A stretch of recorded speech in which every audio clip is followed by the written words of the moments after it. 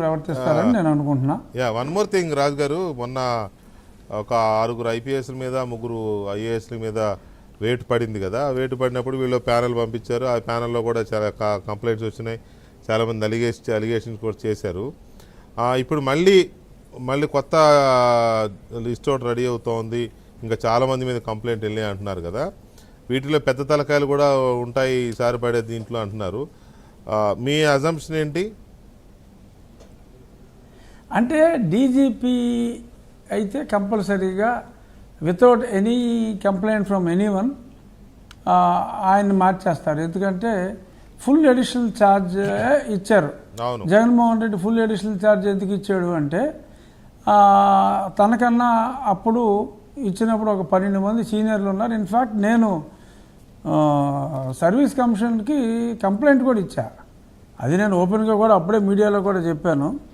So 12 మందిని సూపర్సీడ్ చేసి ఇతనికి ఆ పోస్ట్ ఇచ్చారంటే ఈ లెటర్ రాశారు, మేము ఇంకా చూస్తున్నాము, మీకు లిస్టు పంపుతాము, మేము ఓన్లీ ఫుల్ అడిషనల్ ఛార్జ్ ఇచ్చాను తప్ప రెగ్యులర్ డీజీపీ అపాయింట్మెంట్ ఇవ్వలేదు అని చెప్పి ఈ ప్రభుత్వం ఒక పచ్చి అబద్ధం ఆడింది. సో అలాగే నడిపించుకొస్తున్నారు 2 సంవత్సరాల నుంచి ఈ కథ. బట్ నేను ఎలక్షన్ కమిషన్లో ఈ విషయం మాట్లాడినప్పుడు, నేను ఇంత మునుపు ఢిల్లీలో ఎలక్షన్ కోడ్ రావడానికి కొద్ది రోజుల ముందు, ఎలక్షన్ కోడ్ వచ్చిన తర్వాత in any case he has to be sent out because full additional charge ఉండటానికి వీల్లేదు ఎలక్షన్ కోడ్ ఉన్నప్పుడు అని చెప్పి వాళ్ళు చెప్పారు నాకు. నేను very very very very big senior officer has informed me, very senior IAS officer, పేర్లు వద్దు.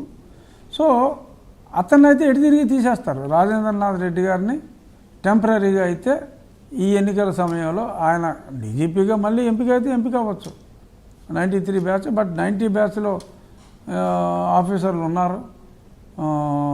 మరి కొన్ని పేర్లు కూడా మనం చూస్తున్నాం. ఆర్టీసీ చైర్మన్ గారి పేరు, అలాగే మరి వెంకటేశ్వరరావు పేరు, 2-3 పేర్లు సోషల్ మీడియాలో వస్తున్నాయి 89, 90 బ్యాచ్ వాళ్ళు.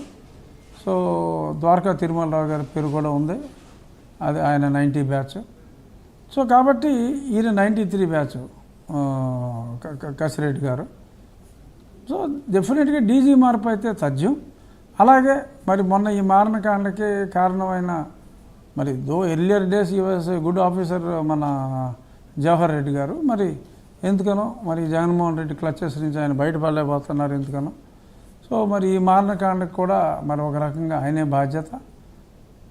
మరి ఈ పోస్టింగులకు కూడా సరే ఒకరిని 90 తీసారు అంటే మళ్ళీ ఈయన ప్యానల్లో ఇద్దరేమో ప్రమోటివ్ ఆఫీసర్లను పెట్టి ఒకరికి ఎప్పటి నుంచో పోస్టింగ్ లేని వాళ్ళని కొంచెం వీళ్ళు మాట వింటారు అనుకున్న వాళ్ళని పెట్టి మొత్తం మీద రాయటం, వీళ్ళ ట్రాన్స్ఫర్లని ఆంధ్రజ్యోతిలో ఈనాడులో కూడా రావటం, మళ్ళీ ప్రశ్నించినందుకు మళ్ళీ ఏదో బెదిరింపులు ఒకటి. ఏంటి మీరు ఏమనుకుంటున్నారు, ఎలక్షన్ కమిషన్ నిర్ణయాన్ని అవమానిస్తారా అని నార్మల్గా సీనియారిటీ లిస్ట్ పంపితే ఒక్కొక్క దానికి ఒక్కొక్క ప్యానెల్ యాజమాన్యానికి లెటర్ రాయడం అనేది ఒక న్యూ ట్రెండ్. ఆయన అంటే అదే ఎక్స్ట్రీమ్ స్టెప్స్ అన్నమాట. ఇవన్నీ ఎక్స్ట్రీమ్ స్టెప్స్. ఆ మీడియా సంస్థ మీద ఈ ప్రభుత్వానికి ఎంత కసి ఉందో మనం ఎప్పటి నుంచో చూస్తున్నాం. ఎలాగైనా రామోజీరావు గారిని, శైలజా కిరణ్ గారిని ఎలాగైనా అరెస్ట్ చేయాలని చెప్పి ఆయన చేసిన ప్రయత్నాలు వృధా అయ్యేటప్పటికీ ఆయన మరి తోక తొక్కిన తాచుపాంలాగా ఇంకా బుసలు కొడతానే ఉన్నాడు. ప్రస్తుతం ఇండైరెక్ట్గా మరి జవహర్ రెడ్డి గారి ద్వారా ఆయన బుస కొట్టించినట్టుగా ఉన్నాడు. ఇలాంటి ఉడతూపులకి ఏమి ఉండదు. ఏది ఏమైనా కొంత ఈ అధికారుల మీద చర్యలు తీసుకోవడంలో ఇతర రాష్ట్రాల్లో జరిగినంత స్పీడ్గా ఇక్కడ జరగలేదు అన్న చింత అయితే జనాల్లో ఉన్నమాట వాస్తవం వెంకటకృష్ణ గారు. ఆ దిశగా కూడా మరి కొంచెం చర్యలు ఉంటాయని నేను భావిస్తున్నా. ఇప్పటికే ఆలస్యమైంది, ఇంకా ఆలస్యం అవ్వకపోవచ్చు. డెఫినెట్గా 2-3 రోజుల్లో మరి పెద్దవాళ్ళు ఒక 2-3 అయితే డెఫినెట్గా స్థాన భ్రంశం ఉండే అవకాశం ఎక్కువగా ఉంది. I'm not talking politics. ఇక్కడ బ్యాడ్గా చేస్తున్నారు కాబట్టి వాళ్ళని మార్చవలసిన అవసరం ఉంది. మరి రొటీన్లో అది ఎలక్షన్ కమిషన్ డ్యూటీ అయినప్పటికీ కూడా మరి వాళ్ళు ఇంత ఆలస్యం చేస్తున్నందుకు జనాల్లో కొంచెం బాధ ఉంది. ఆ బాధని పైకి చెప్పుకోలేని బాధ అది. శివలింగం మీద తేలు లాంటి బాధ. సో కాబట్టి అది చెప్పుకోలేం కాబట్టి చెప్పను. కానీ మరి డెఫినెట్గా త్వరలో మరి ఆ బాధ కూడా తీరిపోయి మరింత అద్వితీయమైన విజయం ఈ కూటమి సాధిస్తుంది అనేది మా పార్టీ అధ్యక్షుడు చంద్రబాబు నాయుడు గారి నమ్మకం, నా నమ్మకం, ప్రజల నమ్మకం కూడా వెంకటకృష్ణ గారు.